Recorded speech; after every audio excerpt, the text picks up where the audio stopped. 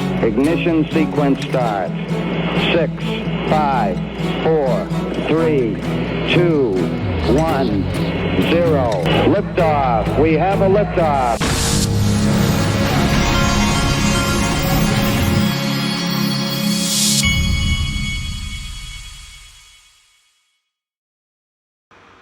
Hey everybody, this is the Digital Asset Investor, and a reminder today, this afternoon, I'm going to interview Jim Bazzani from Caleb and Brown, and I've been getting a lot of questions from yesterday. I'd asked if you had any questions to email me. You can email me at digitalassetinvestor2018@gmail.com. If you still have any questions you'd like me to ask Jim Bazzani from Caleb and Brown. And they are my partner, by the way. And if you haven't opened an account like I did, you ought to think about it. You get free institutional grade custody. You get a broker you can actually talk to, email, or direct message on the app. And you get OTC liquidity. You can go to xrpwealth589.com. That'll forward you to my page here on Caleb and Brown. You just click sign up today. I don't worry about my XRP anymore. We've got a 245 XRP and a lot of news.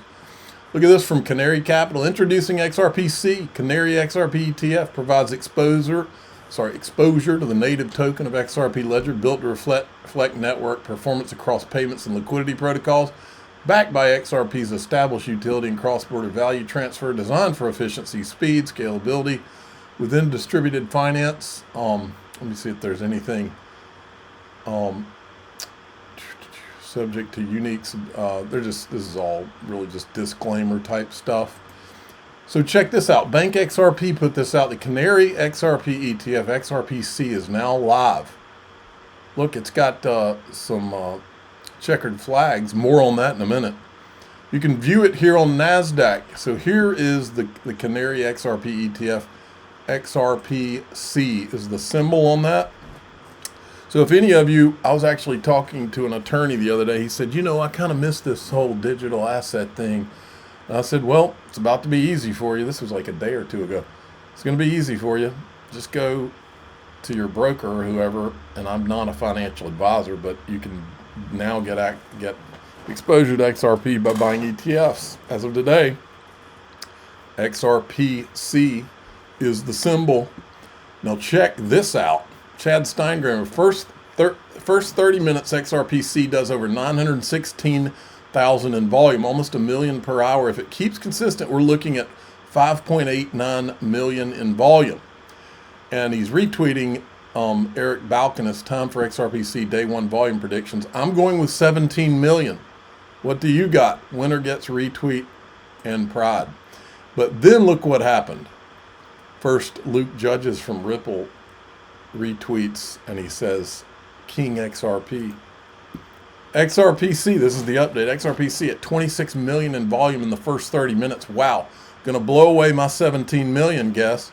Has good shot at beating B-Sol 57 million as biggest day one of any launch this year. I bet XRP does beat it.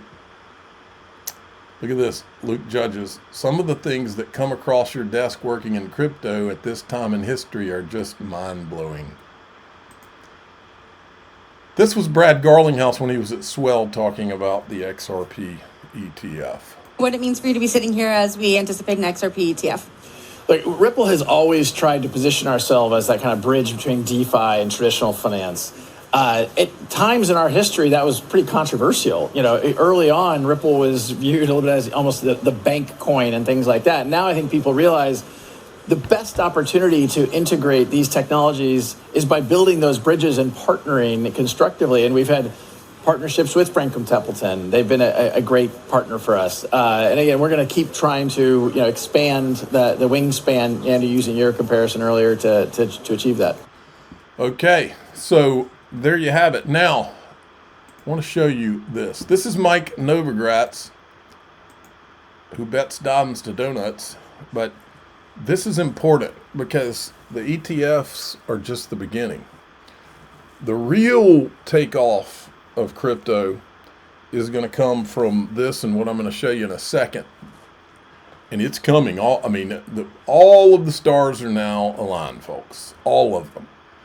I agree with Mike Novogratz here about what the real checkered flag is, but there's other things I'm going to show you in a minute. What people don't get, and it's hard for us to get because we've been grinding for 8 years, more than 8 years, quite frankly. Yeah. 8 years as a public company, is that in lots of ways, the checkered flag hasn't even fallen yet. Mm-hmm. The checkered flag will fall when this market structure bill gets passed. Mm-hmm. When I mean the checkered flag, it's when all the institutions say, hey, it's safe to swim in the pool. Yeah. When Google and Apple are having big meetings about what should we do with crypto? Yeah. Right? Like, you can't use stable coins on your iPhone. Yeah. Use Apple Pay. Yeah. At one point, stable coins are going to be there. Like, by definition. And so the world is going to move into this architecture sometime in the next, like I keep saying, 18 to 36 months. Mm-hmm. I can't predict the exact time. Yeah. But the herd is finally coming. And I was 10 years early on that goddamn expression. The herd. When it finally shows up, I'm going to tattoo it very small on my because it was the right idea. Yeah. Man, oh man, it took longer than I thought. And part of that was freaking Gary Gensler and Elizabeth Warren and the slowdown. And part of it was it took a while for these blockchains to actually be built robustly enough to process, and there's still debate on, will these blockchains be fast enough? Are we going to have level 2s? Are level 2s really even blockchains? Right? Is base a database or is it a blockchain? Yeah. It's a fair debate. And I'm sure Brian would argue really loudly that it's a blockchain. Yeah. The skeptics will say, well, he is so right. The legislation is going to be the trigger, but it's the culmination of not one thing. Well, you just had the shutdown end, but it's not. And then you got legislation. Then you got the ETFs, Wall Street opening up. Then you got tokenization. But look at what Raoul Pal says here, because the liquidity flood is coming. Now, this is all of this combined with what I just said. So now the U.S. government has reopened. What's next? Expect a few days for TGA spending to begin to significantly add to liquidity. Should persist for several months. Obviously, QT ends in December, and the balance sheet will crawl higher.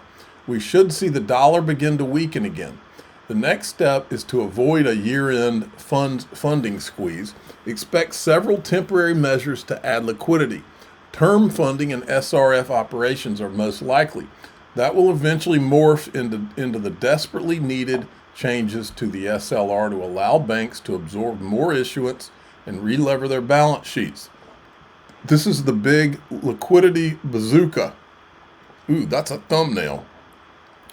Liquidity bazooka, expect in Q1. So he's calling Q1 2026.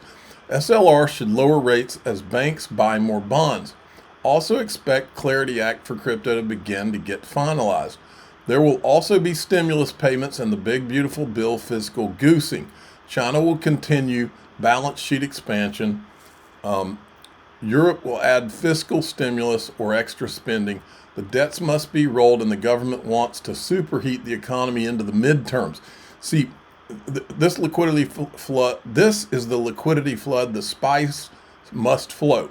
Now let's look at this right here. The debts must be rolled and the government wants to superheat the economy into midterms. I remember, nowadays, I was actually talking to my son who's in college right now, and he was stressing out over studying for accounting. And those of you that did not go to business school, when you're in business school, the hardest course for me was accounting. Accounting is a bear. And my son's in the second one, and he needs to make really good grades this time. The kid's he's got baseball offers that are pending, and grades matter with all that. And so, anyway, but accounting is the bear. But I remember when I went to school at Auburn University and I majored in finance, and I remember one of our courses, an economics professor explaining to us how the politicians goose the economy going into election cycles. So we're going into this midterm cycle, and so a natural part of that will be the Trump administration doing what he's saying here, superheat the economy into the midterms. So not only do you have all the things that we just talked about, but added to that that's a political move. It's always done. Heading into elections, the economy gets juiced and the liquidity gets juiced so that you have as much as possible the appearance of a very strong economy. And that's just the way it works. And so you've got that as like the cherry on top of everything else. I believe we're entering into one or two of the most interesting years in the history of crypto for all of the reasons above. And I think it's going to be fun. Okay, we're going to go into daixrp.com. That's the Patreon. If you'd rather join through YouTube, click join below any of these videos. If you'd rather join through X, hit subscribe.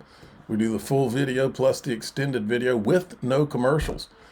I'm the digital asset investor. I'm not an investment advisor. This is for entertainment purposes only. Please subscribe, hit the like button, tell your friends and family. Here we go.